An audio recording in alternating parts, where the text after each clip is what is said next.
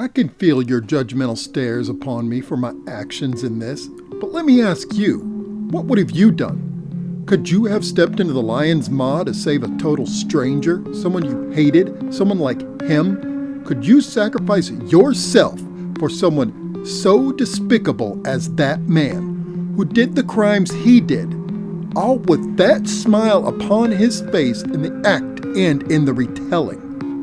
The named Raymond Ferguson will go down in history as one of the most twisted, violent serial killers of all time. In the interview after he was captured, he was pleasant, jovial even. He had a smug smile upon his face as he smoked cigarette after cigarette in that small room, despite being repeatedly asked not to smoke by all three of us. He waived his right to counsel and happily told how he figured out how to dismember the human body by studying old dolls and medical films. He explained his process of practicing on animals first. He even told one story he thought was particularly amusing about how he captured a neighbor's dog who had wandered onto his property and tortured the poor beast, then skinned it alive. He even mimicked some of its howls of pain.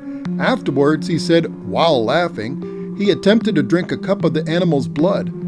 "Why, I felt," he said with that sardonic grin, "that since it was such a magnificent beast, that I could drink its blood and retain its strength within me." He began to laugh. "All I did was vomit all over myself." After hearing these stories all week, can you agree what happened was at least a little bit justified? Even if it was illegal. A killer with no remorse and no boundaries, who preyed upon those in their infancy as well as those who were elderly, who played with the bodies of those he slaughtered, sometimes even attempting to wear their skin just because he saw it in a movie once? Of course, after he waived his right to counsel and even signed confession after confession to each crime, he arrived at court with an attorney, one of the most famous criminal defense attorneys of our time. After all, for such a creature as that, what is crime but a mere game to be played? Something to have sport with before you get caught, to see how long and how much you can get away with before you're finally sent to prison or killed. I tell you, watching him move around that courtroom, weaving tale after fanciful tale as proof of his insanity, he almost convinced me. If it wasn't for that smile, that sardonic, sadistic smile he kept while his lawyer went on in detail about each crime, I might have been fooled. Oh, that twisted smile.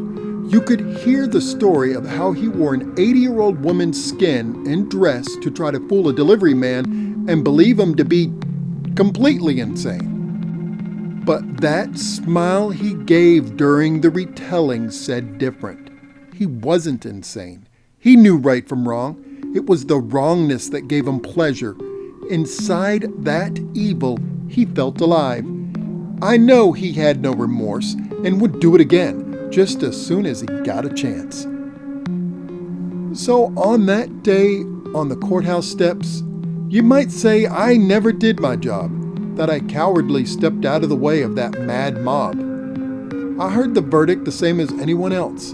I heard the sentence come down, not guilty by reason of insanity, to be held in an institution for life, to be given pudding and cable television till the day he died, while he got to talk about his feelings and discuss with a psychiatrist each kill in detail with that smile on his face, that wicked smile. Whose job was it then? Yes, I'll freely admit I chose to send him down the front steps of that courthouse instead of out the side entrance. The reason was because of the threats we heard. Some of the families of the victims were rumored to be planning to kill him. They said they were going to be waiting at the side entrance instead of near the front. Besides, it's a shorter walk down the courthouse stairs instead of out the side door and around to the van. I know now that my assumptions were wrong. How was I to know that virtually every family member of his victims would be there? How was I to know that the entire police force charged with his protection would suddenly disappear at the right moment?